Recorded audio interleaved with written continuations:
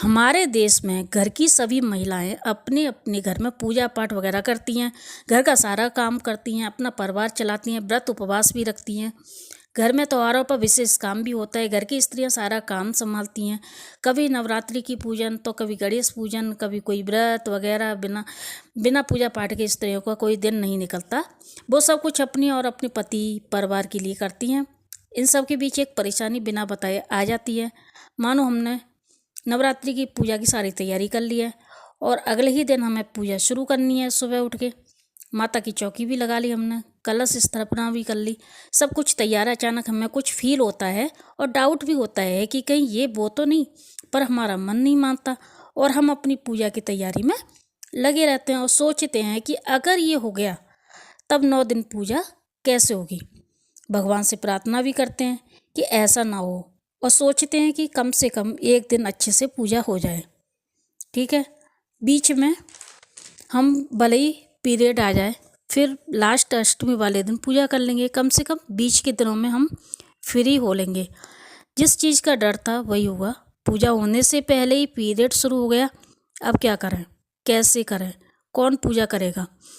ज़बरदस्त तनाव शुरू हो जाता है। पूजा की पूरी तैयारी है, बच्चे स्कूल जा चुके हैं, पति ऑफिस जा चुके हैं, अब कौन पूजा करे। सभी के मन में यही सवाल घूमता है। सोचते हैं कि पूजा हुई तो तब हुई, नहीं तो फिर व्रत कैसे करें। कहते हैं ना कि अब जब हमने पूजा ही नहीं करी तो व्रत कैसे करें। अब ये तो परेशानी वाली बात हो गई। ऐसी स्थिति बन जाती है कि मन तो हमारा व्रत करने को कर रहा है, अब पूजा हुई नहीं तो हम व्रत कैसे करें। अब मन नहीं लगता तो अब क्या कर सकते हैं। तो दोस्तों, आज मैं आपको बताऊंगी कि क्या करना है। सबसे पहले आपको तनाव नहीं लेना है, रिलैक्स रहना है। ठीक है, आप व्रत रख सकती हैं, ठीक है, पूजा नहीं कर सकती क्योंकि इस समय मंदिर जाना निषेध माना जाता है। आप सोच रही होंगी कि बिना पूजा के व्रत कैसे रहें। तो दोस्तों, पूजा तो सुबह शाम होती है। जब आपके बच्चे पति आ जाएं तो आप दूर बैठकर पति और बच्चों से पूजा करा सकती हैं कि कैसे पूजा करते हैं, उनको बताती रहें तो आपकी पूजा संपन्न हो जाएगी और आपका व्रत भी संपन्न हो जाएगा। अगर 9 दिनों तक पति बच्चों से पूजा करा सकती तो करा लें। अगर आप नहीं करा सकती हैं तो माता के मंदिर में एक दीपक जरूर जलवा दें। आपके पूरे 9 दिन तक पूजा होगी। 9 दिनों के बीच में आप पीरियड में फ्री भी हो जाएंगी तो आप बीच में भी पूजा शुरू कर सकती हैं। जैसे आप 3 दिन में पीरियड से फ्री हो गई हैं तो आप तीसरे दिन बाल धो के और 5वें दिन बाल धो के पूजा कर सकती हैं। 2 बार तो आपके बाल धुल चुके हैं, अब आप शुद्ध हो चुकी हैं, निश्चित होकर पूजा कर सकती हैं। हमारे देश में कुछ दिन ऐसे होते हैं जिस दिन बाल नहीं धोते। जैसे मानो आप पीरियड से हैं, ठीक है, तो आप सिर धोना चाहती हैं लेकिन उस दिन एकादशी पड़ जाती है, अमावस्या पड़ जाती है, गुरुवार आ जाता है, मंगलवार आ जाता है, शनिवार आ जाता है। ठीक है, आप चिंतित हो जाती हैं कि इस दिन बाल धोएं या नहीं धोएं।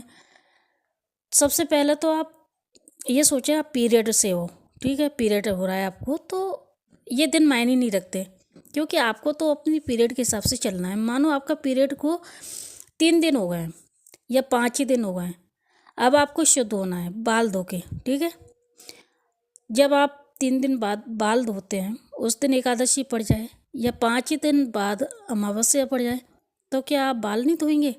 फिर गुरुवार पड़ जाए तब आप क्या करेंगे। फिर शुक्रवार को मौका नहीं मिला तो उसके बाद शनिवार आता है, अब शनिवार को बाल नहीं धोते तो क्या फिर आप अपने बाल कब धोएंगे बताइए। इसीलिए आप नॉर्मल दिनों में, इन सब दिनों में बाल मत धोएं, जैसे एकादशी, अमावस्या, शनिवार, मंगलवार, गुरुवार वगैरह वगैरह, क्योंकि इस दिन बाल बिल्कुल नहीं धोते हैं। हाँ, अगर आप पीरियड से हैं तो कोई विचार नहीं करें, बाल धो लें। अगर इन चक्रों में पड़ी रहेंगी तो कभी भी अपने बाल नहीं धो पाएंगी। जब आप शुद्ध हो जाएं तब इन सब नियमों का पालन करें। दोस्तों, किसी ने मुझसे पूछा कि महीने में 2 बार पीरियड आ जाए तो क्या पूजा कर सकते हैं। तो दोस्तों, आप बताएं, आप पीरियड से हैं, आप अपवित्र हैं तो आप पूजा कैसे कर सकते हैं। पूजा घर एक पवित्र स्थान होता है। आप चाहें महीने में 1 बार पीरियड से हो या 2 बार, पूजा घर के पास जाना बिल्कुल मना होता है। तुलसी के पेड़ के पास तो बिल्कुल नहीं जाना चाहिए, मंदिर भी नहीं जाएं। गंगा स्नान भी नहीं करें, भागवत कथा में नहीं जाएं, भंडारे में नहीं जाएं, जहाँ कीर्तन हो रहा हो तो इन सब जगह जाने से बचना चाहिए। यहाँ तक कि रसोई घर में भी जाना मना होता है, क्योंकि वहाँ भगवान का प्रसाद बनता है।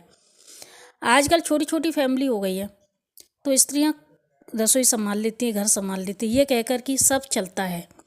पहले परिवार होते थे, बहू पीरियड से है तो सास कर लेती, जेठानी कर लेती, देवरानी कर लेती, कोई भी रसोई संभाल लेती। आजकल तो शहर में नौकरी के चक्कर में शहर में रहना पड़ता है, इसीलिए अकेली महिला को मजबूरी में रसोई में जाना पड़ता है, जबकि इस टाइम उसको आराम की बहुत ज़रूरत होती है। पीरियड के टाइम सारा काम करना पड़ता है, खड़े खड़े सारा काम करना पड़ता है, जबकि इस समय महिलाओं का खड़े होकर काम करना कितना घातक होता है।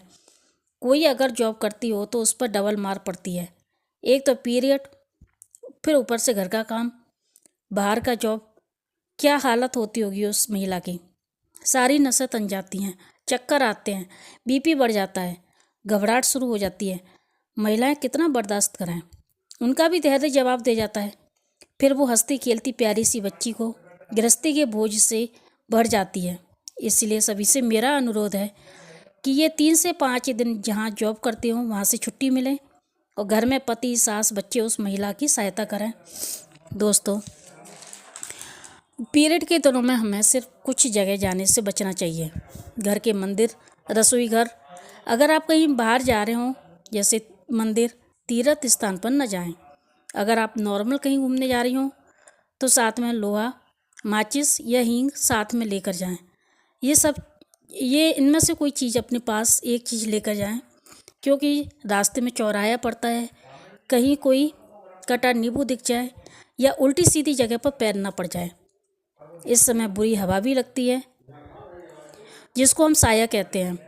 आप भगवान का नाम जाप भी करती रहें, सब परेशानियों से बचे रहेंगे। घर में धुले बिस्तर, धुले कपड़े, कोई भी सामान अशुद्ध नहीं होता है, आप उनको हाथ लगा सकते हैं।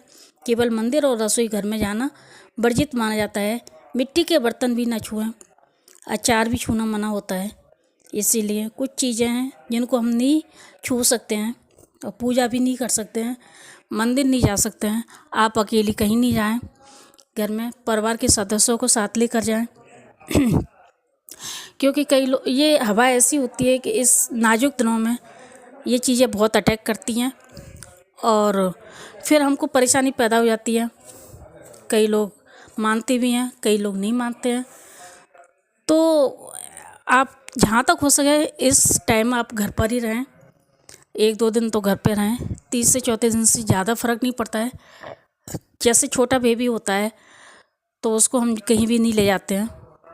6वीं तक हम, जब 6 दिन का होता है तो घर पे रखते हैं, जब वो 11 दिन का होता है तो घर पे रखते हैं, जब 1-2 महीने का हो जाता है तब उसको घर से बाहर निकालते हैं, क्योंकि ये ऐसी चीज़ों पर ज़्यादा अटैक करती है। आपको मेरा वीडियो कैसा लगा आप कमेंट करके मुझे ज़रूर बताएं। राधे राधे।